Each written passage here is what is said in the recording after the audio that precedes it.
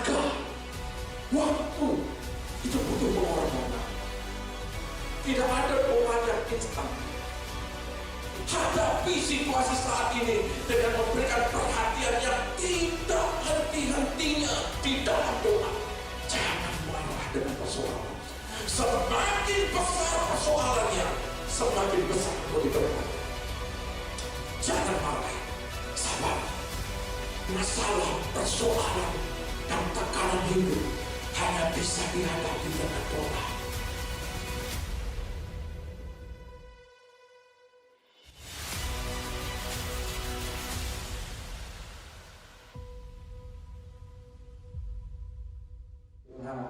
Dan hari ini kita akan banyak belajar, ya.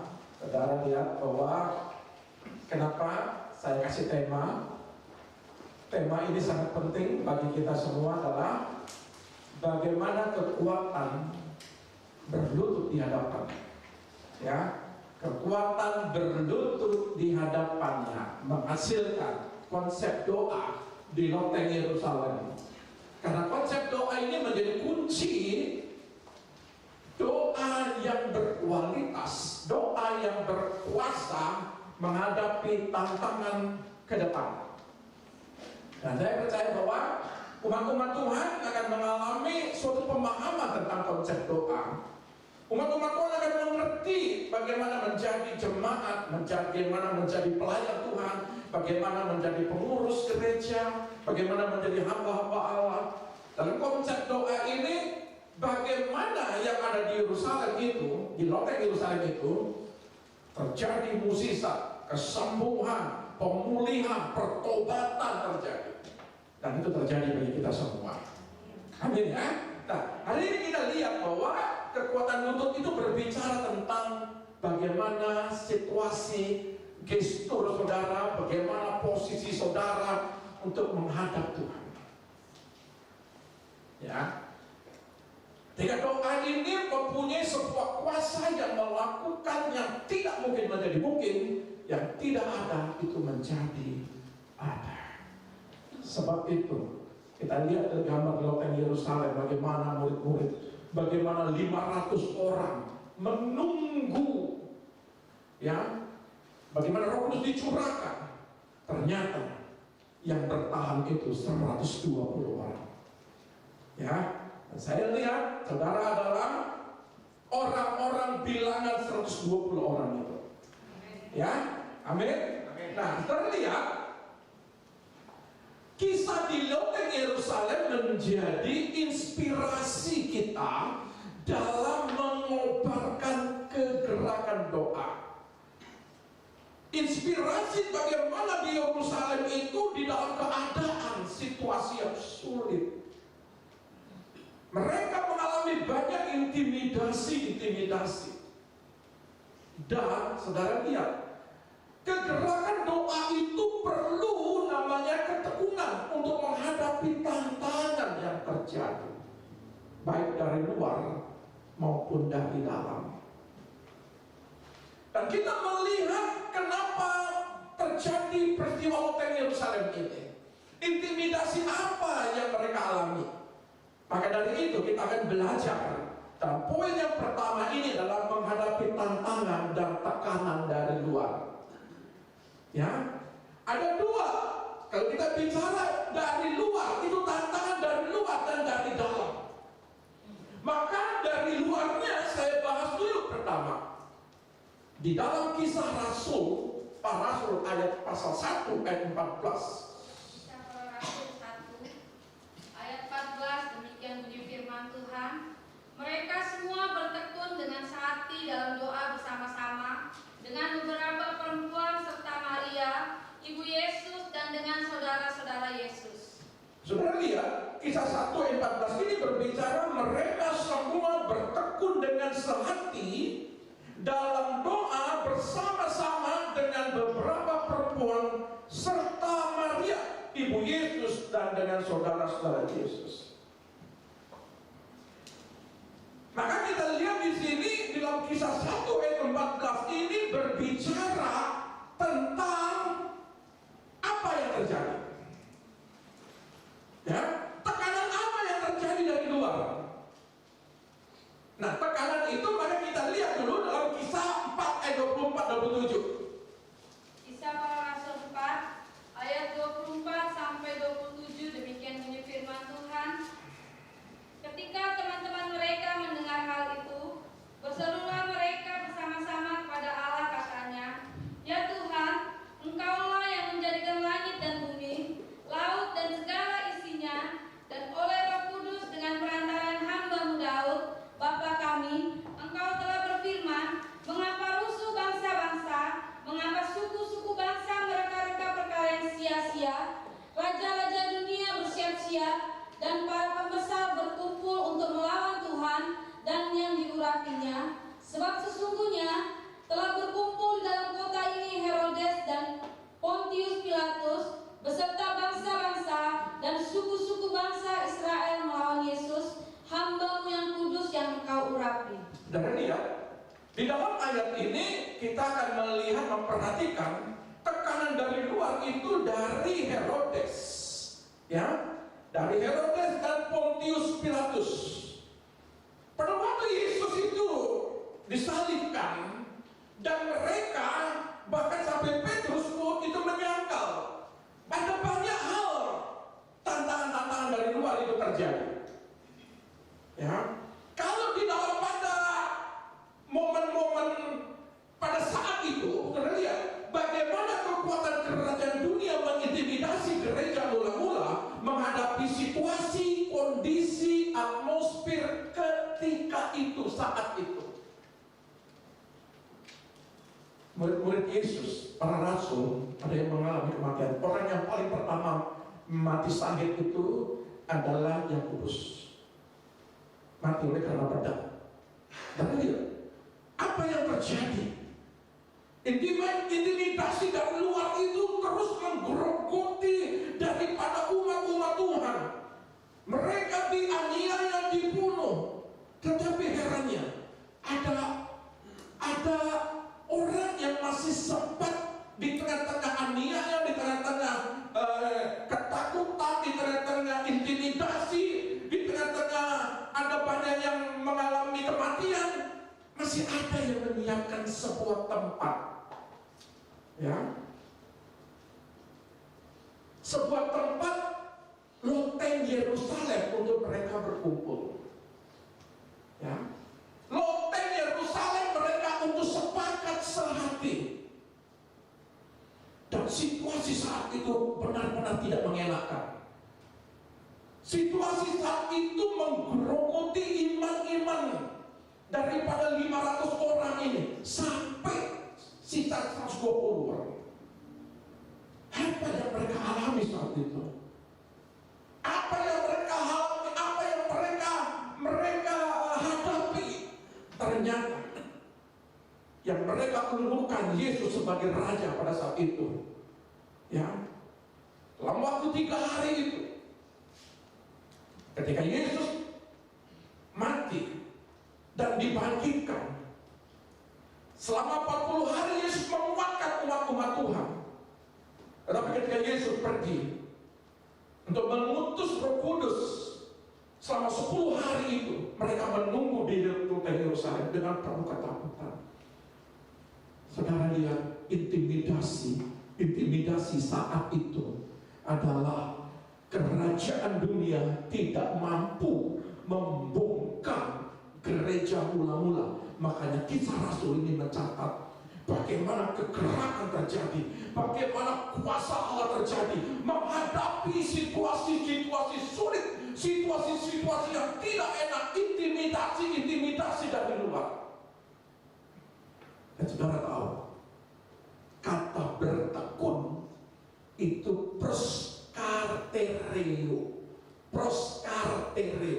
kata bertekun di Yerusalem. Mereka bertekun, tekun itu proskartereo, arti pros, ya, kata depan untuk mendukung agar supaya terjadi tujuan bersama. Kata katereo itu tabah. Jadi bagaimana mereka bertahan, bagaimana mempunyai tujuan yang sama, Ya, bagaimana ada suatu situasi tempat di loteng Yerusalem itu mereka tabah, mereka bertahan di situ untuk mempunyai sebuah tujuan, menunggu Roh Kudus itu turun, penolong yang lain itu turun.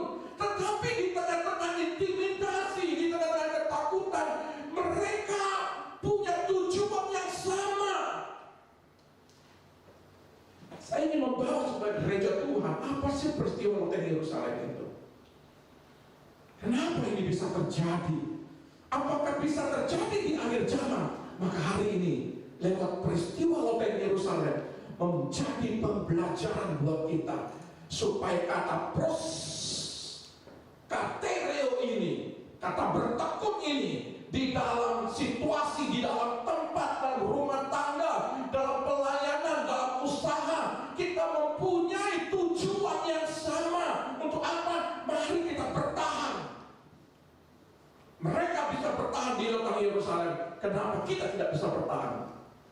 Dan saudara perhatikan, bertekun dalam doa menghadapi atmosfer saat itu adalah bertekun juga dalam poin 1A-nya. Hadapi situasi saat ini dengan memberikan perhatian yang tidak henti-hentinya. Hadapi situasi saat itu, hadapi situasi saat ini. Dan situasi saat ini yang terjadi adalah kata bertekun, berbicara sungguh-sungguh, bertindak, bergerak maju, melangkah ke depan. Kata bertekun itu. Jadi tekun itu mempunyai sebuah tindakan. Mereka di loteng Yerusalem bertekun itu, mereka sungguh-sungguh bertindak untuk bergerak maju, nggak takut sekalipun ada yang mati, menyusul. Ada yang murid rasul-rasul itu disalib terbalik, ada yang dirajam, ya, ada yang mati itu digantungkan seperti gantungan burung yang begitu tinggi. Penderitaan demi penderitaan terjadi. Tetapi sekarang tindakan apa, peristiwa apa yang kita hadapi saat ini, yang dari luar, paling banyak yang kita hadapi adalah masalah, persoalan, tekanan di rumah tangga, tekanan sama anak-anak, tekanan masa depan, masalah, persoalan, tekanan di usaha, di penyakit. Itu dari luar banyak menggerogoti anak-anak Tuhan. Dan ini sedang menghantui. Sama seperti Herodes Pontius Pilatus mengintimidasi umat-umat Tuhan yang ada di loteng Yerusalem itu. Dan sekarang ada banyak anak-anak Tuhan sedang diintimidasi, terkadang dari luar. Bagaimana kehidupan rumah tangga, bagaimana dihancurkan dengan orang ketiga. Sedang banyak terjadi. Anak-anak Tuhan, hamba-hamba Tuhan, pelayan-pelayan Tuhan, banyak bintang-bintang, artinya pelayan berkukuran. Apa yang kita alami saat ini? Masalah usaha, banyak mengalami kebangkrutan, banyak usaha tutup, banyak gesekan-gesekan, orang ditipu, dirugikan. Banyak yang terjadi, intimidasi dari luar. Masalah anak-anak, kompleks juga. Tidak sedikit anak-anak Tuhan, pelayan-pelayan Tuhan. Bagaimana pelayan-pelayan Tuhan, hamba-hamba Tuhan, anak-anaknya itu justru menjadi ganjalan dalam hidupnya. Untuk apa? Kalau setan tidak bisa mengganggu orang tuanya, dia ganggu anak-anaknya. Ini perlu diwaspadai. Masalah penyakit, berapa banyak di dalam tahun ini rumah sakit anak-anak Tuhan di situ tergeletak. Tetapi di situlah kita bertekun menghadapi tantangan-tantangan dari luar. Kita berdoa,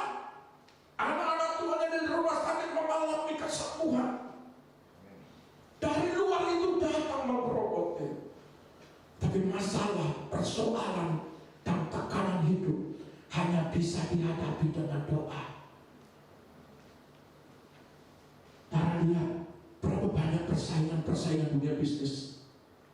Saudara punya uang 1 juta, ada yang punya 10 juta. Saudara punya 10 juta, ada yang punya 100 juta. Kalau saudara punya uang 1 juta, ada orang yang punya berpuluh-puluh miliar, beratus-ratus miliar, beratus-ratus triliun. Karena dia yang kuat akan istilahnya yang kuat, ya, istilahnya yang kuat akan dia paling berkuasa, ya, dan yang lemah, ya, tidak berdaya.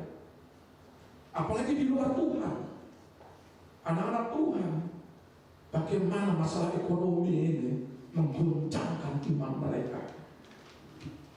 Tetapi dengan tindakan doa, loteng Yerusalem itu menggemparkan. Dan sekarang, lewat peristiwa sekarang, di dalam poin 1A ini, hadapi situasi saat ini dengan memberikan perhatian yang tidak henti-hentinya di dalam doa. Apapun yang terjadi, penyakitkah, ekonomikah, keluarga, anak-anakkah, tidak ada jalan lain, hanya dihadapi dengan tindakan iman, tindakan doa. Itu yang bisa memberikan jalan keluar. Maka belenggu-belenggu ketika mereka setelah di loteng Yerusalem dari luar tidak terpengaruh. Orang mati dibangkitkan, orang lumpuh berjalan, orang masalah-masalah ekonomi, masalah-masalah usaha pekerjaan, mereka semua itu bilang berkat-berkat Tuhan. Pada saat itu, pelajaran saat itu adalah pelajaran untuk saat ini. Dan yang poin B, hadapi situasi saat ini dengan dedikasi yang tinggi. Dedikasi yang tinggi itu menunggu terus-menerus dalam doa. Belum dijawab, tunggu dalam doa. Itu dedikasinya tinggi. Banyak orang menyerah di sini.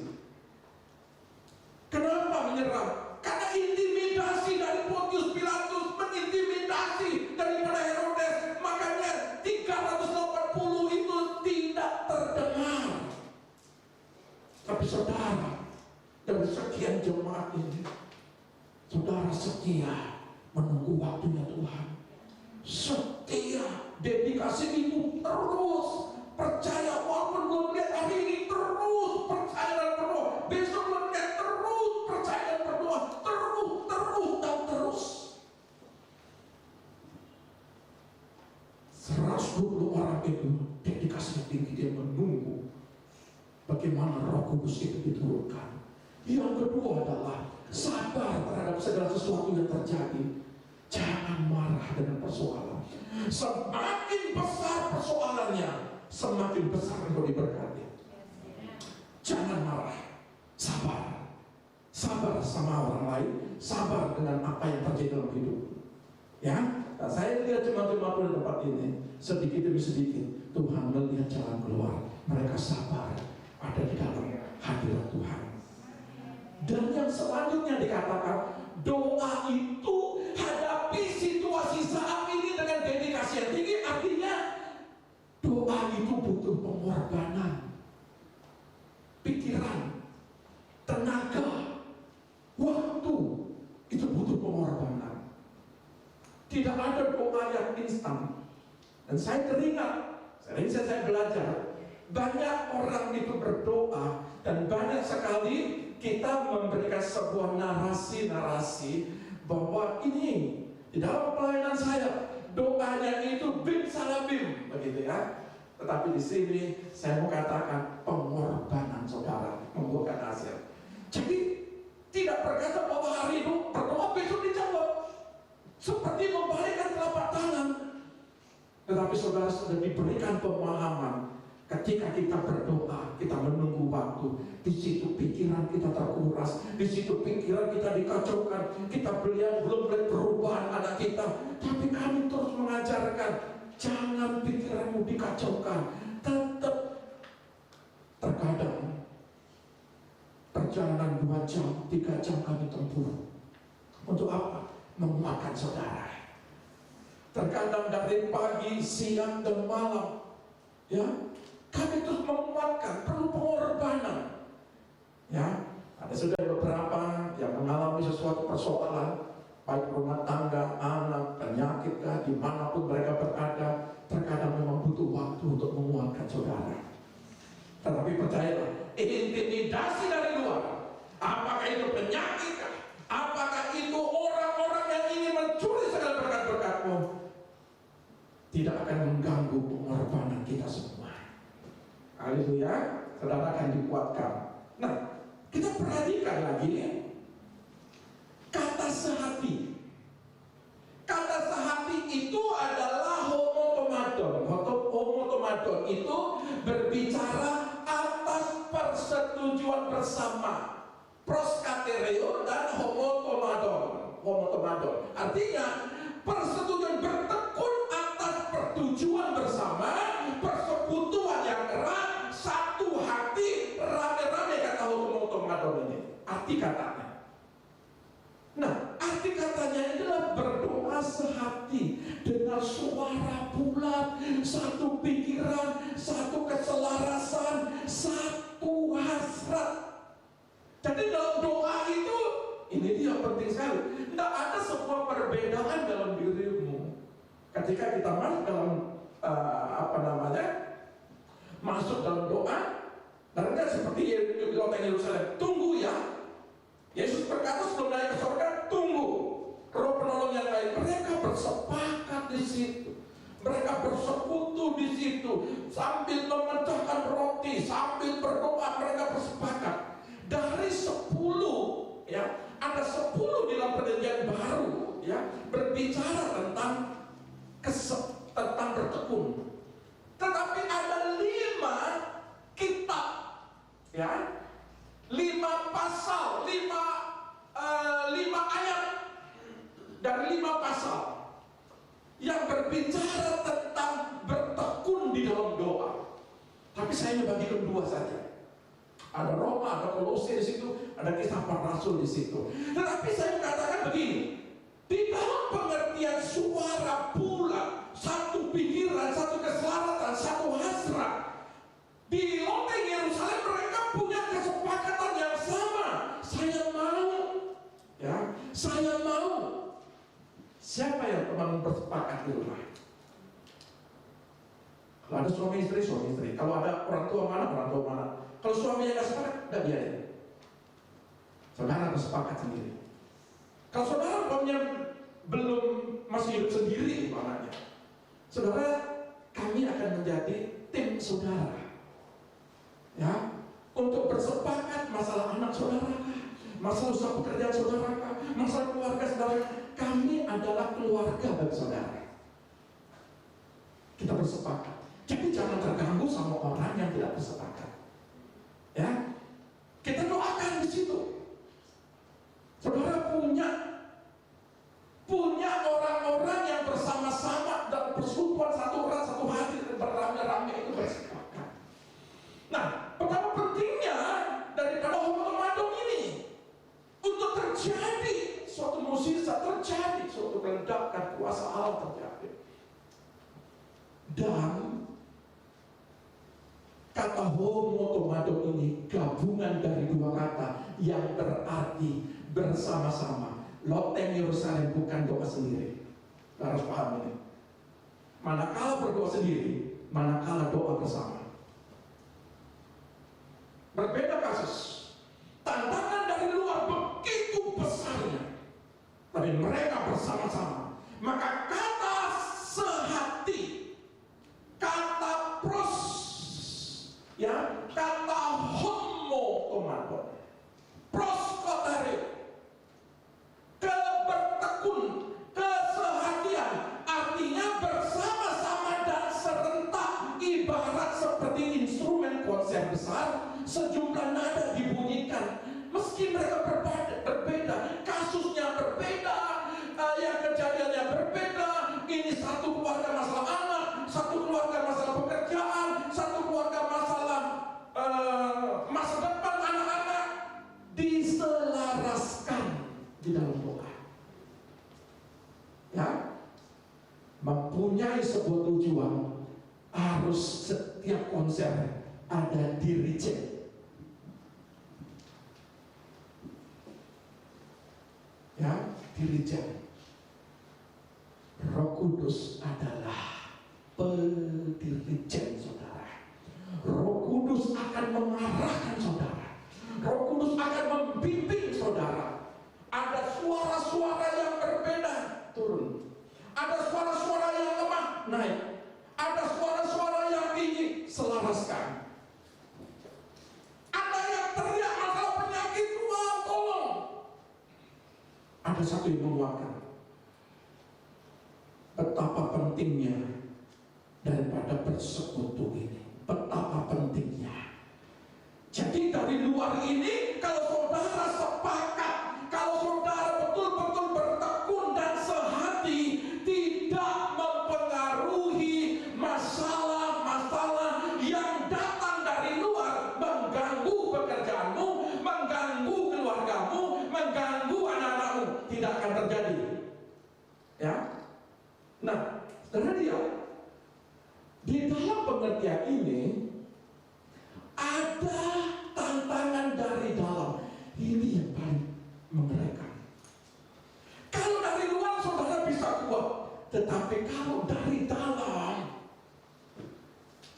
dalam ini perlu menguras tenaga, pikiran. Terkadang hati saudara dikoyak-koyak, hati saudara mengalami dikores-kores, dicabik-cabik. Dari luar ini kita bisa bersepakat.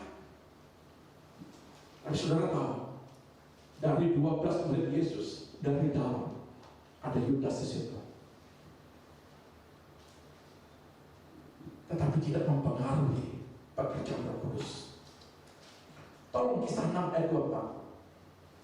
Kisah Para Rasul 6. Kisah Para Rasul 6 ayat 2 sampai 4, demikian bunyi firman Tuhan. Berhubung dengan itu, ke-12 rasul itu memanggil semua murid, berkumpul dan berkata, kami tidak merasa puas, karena kami melalaikan firman Allah untuk melayani meja. Karena itu saudara-saudara, pilihlah 7 orang dari antaramu yang terkenal baik, dan yang penuh roh dan hikmat, supaya kami mengangkat mereka untuk tugas itu, dan supaya kami sendiri dapat memusatkan pikiran dalam doa dan pelayan firman. Dari dalam ini sangat mengganggu doa dan pemberian firman. Maka dikatakan, pilih 7 orang yang terkenal hatinya baik, yang diurapi roh Kudus, dan memiliki roh hikmat. Dan sebentar kita bentar bisa. Hatinya baik, dipenuhi dengan Roh Kudus dan roh hikmat. Amin. Dan Kisah 6 ayat 2 dan 4 ini saya perlu jelaskan. Menghadapi tantangan dari dalam adalah kata memusatkan pikiran. Di situ ada di ayat 4. Dan supaya kami sendiri dapat memusatkan pikiran dalam doa dan pelayanan firman. Kata memusatkan pikiran sama proskatereo, sama. Dengan bertekun itu, dengan memusatkan pikiran itu sama dalam bahasa aslinya. Kata proskatereo. Jadi kata proskatereo ini Rasul Petrus tidak mau ada pertentangan dari dalam. Ada 2 permasalahan yang sering sekali terjadi dalam gereja. Permasalahan yang pertama adalah tidak mudah untuk bertahan menghadapi keadaan. Tidak mudah untuk bertahan menghadapi keadaan. Anak-anak Tuhan ini tidak mudah menghadapi. Apa sih yang dihadapi? Tekanan dari dalam itu adalah melatih diri sendiri. Peperangan dalam diri sendiri ini gak mudah. Keadaan-keadaan yang dihadapi, tekanan-tekanan yang dihadapi dari dalam itu gak mudah. Karena dari luar mereka bisa abaikan. Oh saya kuat, tetapi dari dalam, dari dirimu sendiri, ini gak mudah. Yang pertama adalah melatih fisik, bayar harga. Tidak mudah. Di tengah-tengah saudara diberkati, di tengah-tengah saudara mengalami kesibukan, tidak mudah berdoa. Tidak mudah saudara itu. Komitmen, keinginan, kerinduan, kemauan, tidak mudah. Dan kalau secara mental menghadapi yang di dalam ini, tidak mudah saudara itu hidup gigih, berdiri teguh, kokoh, tidak putus asa, tidak kecewa, tidak menyerah. Itu tidak mudah. Maka dari itu, tantangan dari dalam, kata Kisah Para Rasul, ketika mereka mengalami intimidasi, kenapa Petrus sama Rasul Paulus itu terjadi pertentangan hebat oleh karena Markus silang pendapat. Kenapa? Kenapa Petrus berkata begini? Dari 7 orang itu, dari persoalan-persoalan terjadi, pilih 7 orang supaya apa? Banyak gereja hancur karena dagalan.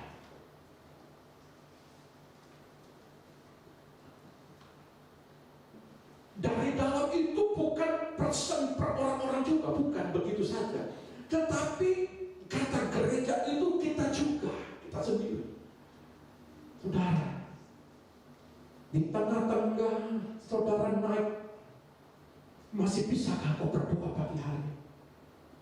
Di tengah-tengah kau diberkati, masih kau bisakah kau berdoa, membaca firman malam hari? Tidak mudah. Tapi kalau saudara mau melawan ini, maka saudara akan berdiri teguh. Intimidasi apapun, sekalipun saudara dirugikan orang, dididik orang, tetapi saudara tidak kecewa, tidak menyerang. Pokoknya saya pasti diberkati. Itu tantangan pribadi. Kalau omsetmu turun, terganggu enggak? Anak-anakmu tidak mau dengar-dengaran umpamanya, terganggu enggak? Latih dirimu untuk menghadapi situasi yang tidak enak. Tapi di tengah-tengah kau sibuk, disitulah tantangan terberatnya. Poin B, tidak mudah menghadapi diri sendiri. Kata menghadapi diri sendiri, permasalahan yang sering terjadi dari dalam gereja sama seperti Petrus alami. Apa yang dialami Petrus? Pertama, hidup kita itu tidak menjadi teladan.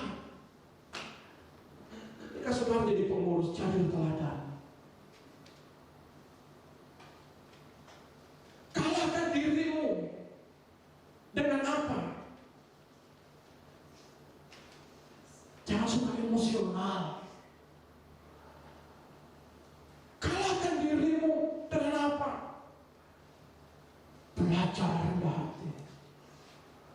Kalahkan dirimu dengan apa? Karena dia ada banyak tantangan dari dalam yang kuhadapi, terutama kuhadapi dirimu sendiri. Yang kedua, kalaupun kita ada dalam doa, konsep ibadah, semangatnya sudah kendor, tantangan dari dalam tidak bergairah. Tapi saya percaya saudara datang dalam ibadah ini, saudara bergairah. Kalau saudara ada dalam doa, saudara tidak duduk diam. Yang penting duduk, tapi rohnya ada konek dengan Tuhan. Ketika saudara ada di komsel, di situ ada persoalan yang dari luar terjadi malam. Di situ saudara bergairah, di situ ada jawaban. Dan yang ketiga, ini paling mengerikan. Tantangan yang ketiga adalah mengalahkan diri sendiri, perselisihan, salah paham. Ini yang dihadapi Petrus. Apalagi minta dihargai, iri hati, masih suka melihat kekurangan orang, masih suka bicara orang. Saya itu gak habis pikir.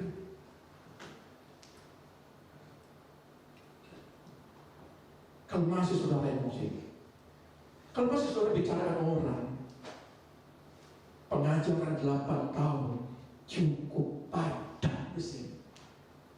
Hendak doa, hendak di konsel, hendak di ibadah paruh minggu, hendak di setiap kegiatan-kegiatan.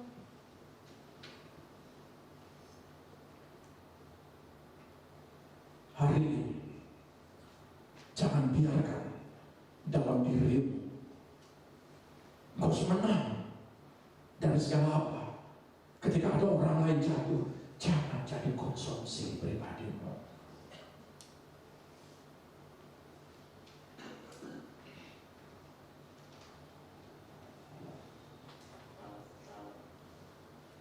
Kalau orang lain diberkati, jangan iri hati. Itu tantangan dalam hidup. Dia diberkati, saya pasti diberkati. Itu mengalahkan dirimu. Yakobus mati. Yang paling pertama dari 12 murid Yesus, dia kalahkan dirinya. Yang penting adalah hidupku untuk Yesus. Tapi ketika saudara minta dihargai, sesungguhnya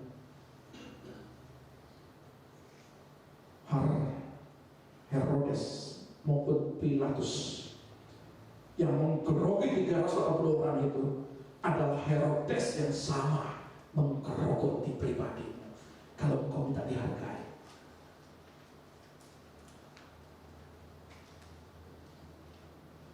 kalau sampai hari ini kita masih suka melihat kekurangan orang lain bertobat, tapi di sini tidak ada. Haleluya.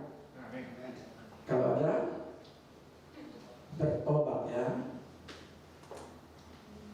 Tapi saya percaya tidak ada lagi.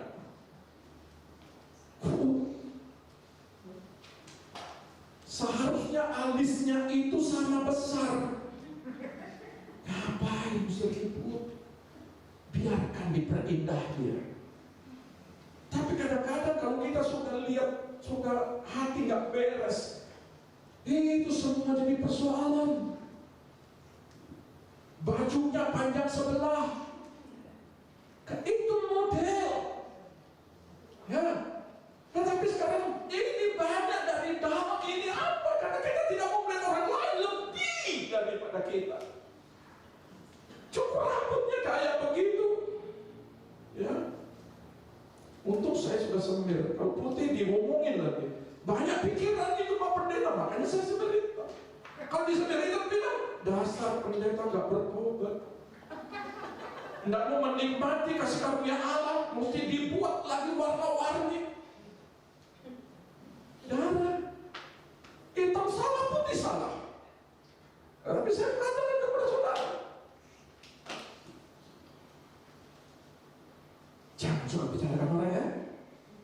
Amin. Amin. Amin.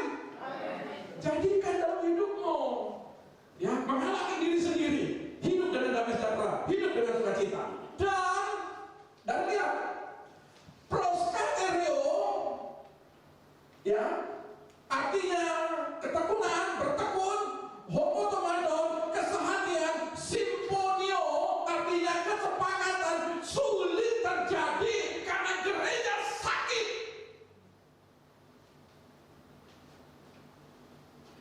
Karena masalah poin 1, 2, 3 itu, termasuk yang ini membuat gereja sakit.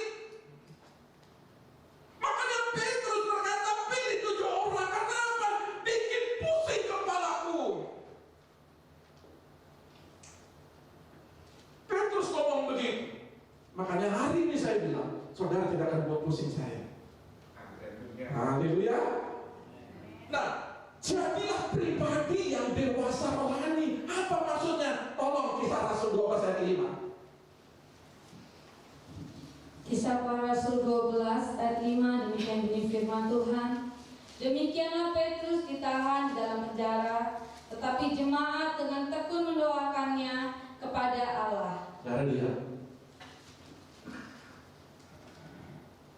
kami mau doa. Memang kami tidak umumkan, tetapi kami perlu memberitahu kepada saudara bahwa kami rindu ada seperti bukan terobsesi dengan kota Yerusalem, tidak. Kami butuh suatu tempat untuk kami berdoa bagi saudara.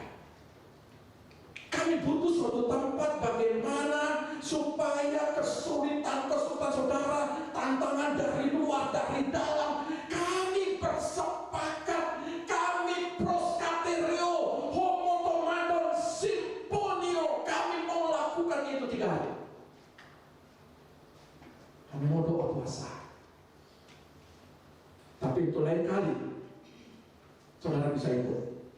Tapi kalau ini kami mau bersepakat, kami mau berdoa bagi saudara. Tantangan anak-anak saudara, keluarga saudara, masalah apapun dari luar, kami mau duduk dalam hadirat Tuhan, berdoa di situ berjam-jam. Dan kami sudah bertempat di daerah Singaraja.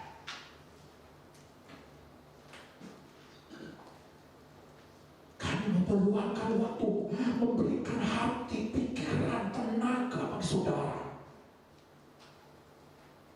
Karena tanpa doa, loteng Yerusalem tidak terjadi kegerakan. Tanpa kami terus bersepakat, berproskaterio, homotomadon, simponio, kami bersepakat, bertekun sehati, tidak terjadi ledakan di tempat ini. Kami mau melihat generasi anak-anak di tempat ini, generasi yang takut akan Tuhan. Kami tidak mau lagi bicara dengan orang, satu sama lain melihat kekurangan orang, tapi di situ kami bersepakat, Tuhan lakukan perkara besar bagi umat-umat Tuhan. Dan saya selalu berkata, yang tidak penting jangan dibicarakan. Duduk diam, sedikit berbicara, tapi banyak bertindak. Duduk diam di hadirat Tuhan.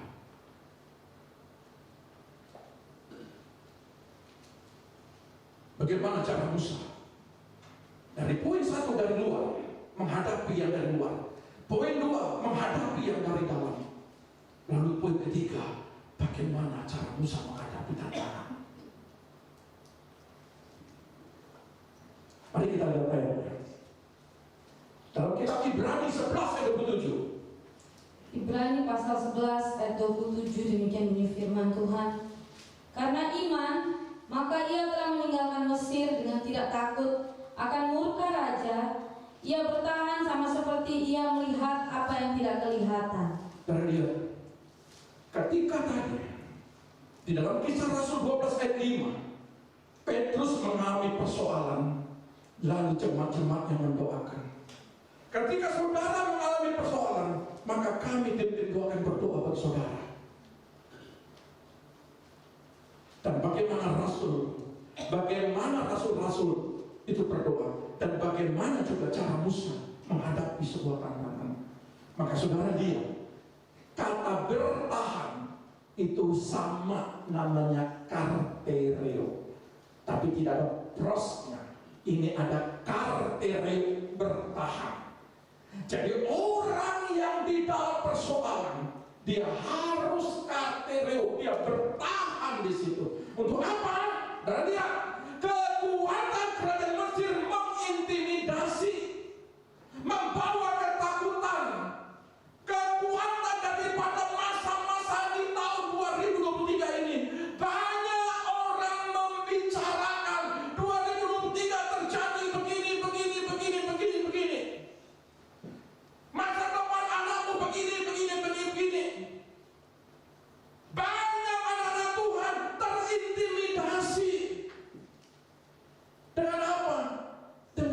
tidak kelihatan, dengan yang kelihatan. Tetapi saudara harus lihat kekuatan Allah yang tidak nampak itu dalam diri Yesus. Jadi orang yang berdoa, dia tidak melihat apa yang terjadi saat ini, tapi dia melihat apa yang terjadi esok, terjadi minggu depan, terjadi bulan depan. Dia melihat seperti melihat di dalam Yesus. Engkau diberkati, ditolong, dipulihkan. Ini yang membuat banyak anak Tuhan. Kalau saudara lihat di dalam WA-nya dikatanya, berdoa ini gak usah terintimidasi dalam hal apa. Tolong Kisah 14 ayat 9. Itu yang paling sering terjadi. 9 ayat 10-nya ada. Saudara, saya beri kesempatan saudara untuk melihat ayat ini, karena ini kuncinya. Kisah 14, Keluaran 14.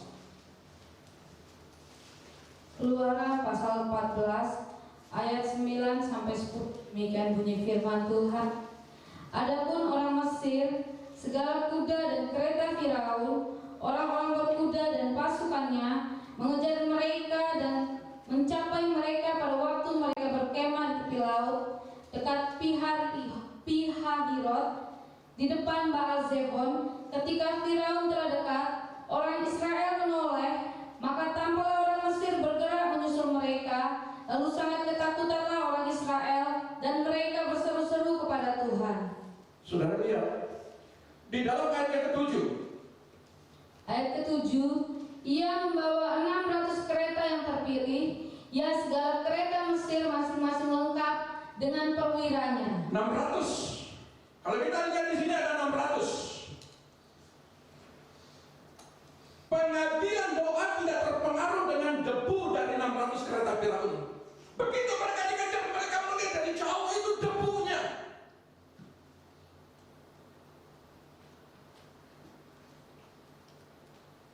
Dan Tuhan berkata begini, banyak orang mengalami ketakutan tahun 2023. Mereka melihat debunya Firaun, kereta Firaun yang belum terjadi, sudah takut.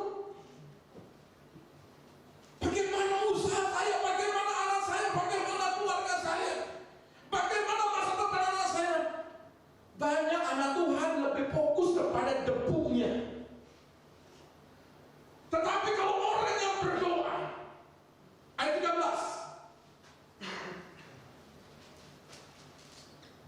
Ayat 13 dari Keluaran 14, demikian bunyi firman Tuhan. Tetapi berkatalah Musa kepada bangsa itu, janganlah takut, berdirilah tetap, dan lihatlah keselamatan dari Tuhan yang akan diberikannya hari ini kepadamu. Sebab orang Mesir yang kamu lihat hari ini, Yang kamu lihat, hai orang Israel, hari ini tidak akan kamu lihat lagi untuk selama-lamanya. tidak akan kamu lihat selama-lamanya.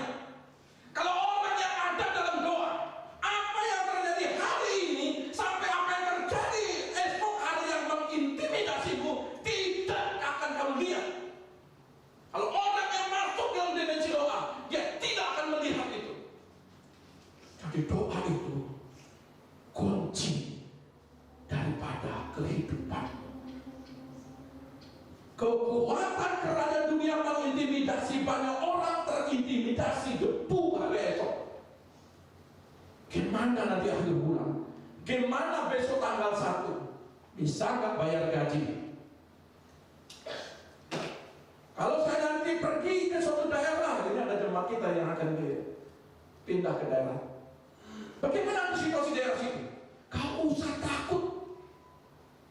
Ada mungkin yang pergi ke luar negeri, diutus ke sana, nggak usah takut.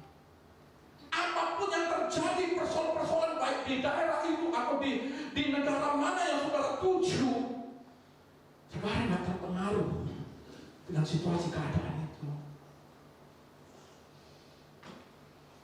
Ketika berterang sudah tidak muncul satu hari gelisah hati. Lalu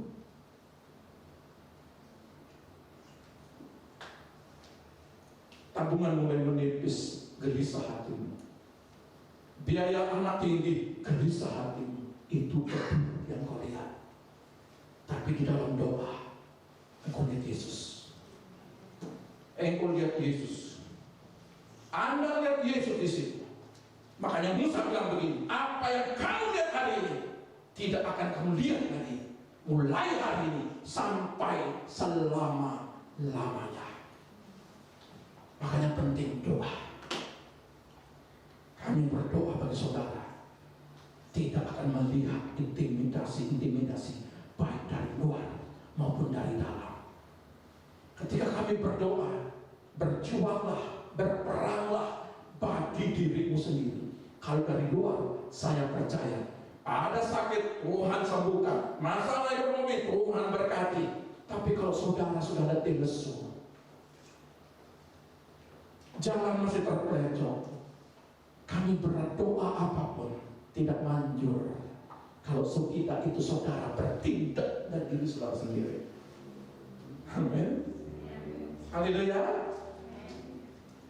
Amin. Baru berat kalau bilang amin. Ada amin? Amin. Mau bertindak bagi dirimu sendiri? Haleluya. Dan doa mengatasi intimidasi. Saudara baca baik-baik kisah para rasul. 120 orang itu menggetarkan dunia. Saya rindu kejadian di Azusa Street, kegerakan doa. Maka kami membangun kegerakan doa, bukan di Azusa Street, tapi di Sunset Road. Kegerakan doa itu terjadi di sini. Lewat siapa? 120 orang dihitung ya sekarang. Saya berharap minimal 10%, 12 orang doa yang betul-betul komitmen tinggi. Untuk apa? Memperhatikan orang yang di penjara, terbelenggu sama seperti Petrus, punya persoalan. Apa rumah tangganya, apa anak-anaknya, apa ekonominya, apa usaha pekerjaannya. Kami rindu saudara mencari pendoa, karena mahkota seorang pendoa, dia berbeda. Ya, Tuhan Yesus memberkati. Mari kita persiapkan diri, kita datang untuk berdoa. Terima kasih Bapa Surgawi, Bapa yang kami panggil dalam nama Tuhan Yesus. Kami akan menatap tahun ini adalah tahun penuh kemenangan. Tidak ada kegagalan lagi. Tidak ada lagi Tuhan kecewaan lagi. Tidak ada lagi yang menghalangi kami untuk menikmati segala kebaikan-Mu. Kami percaya anak kami diberkati. Kami percaya usaha kami diberkati. Kami percaya keluarga kami diberkati. Kami percaya Tuhan pelayanan kami diberkati. Angkatlah kedua tanganmu, terimalah berkat. Mulai saat ini, apa yang tidak engkau lihat dan apa yang engkau lihat, Tuhan akan menyediakan bagimu. Diberkatilah keluargamu, diberkatilah anak-anakmu, diberkatilah kesehatanmu, diberkatilah pendidikan anak-anakmu, diberkatilah lumbung-lumbungmu. Apa yang engkau kerjakan lewat tanganmu akan dibuat berhasil. Setiap kaki melangkah, Tuhan selalu menuntunnya. Mulai hari ini, segala berkat dari Allah Bapa memberkati kita semua. Dalam nama Tuhan Yesus yang diberkati, Tuhan katakan haleluya. Amin. Tuhan Yesus memberkati.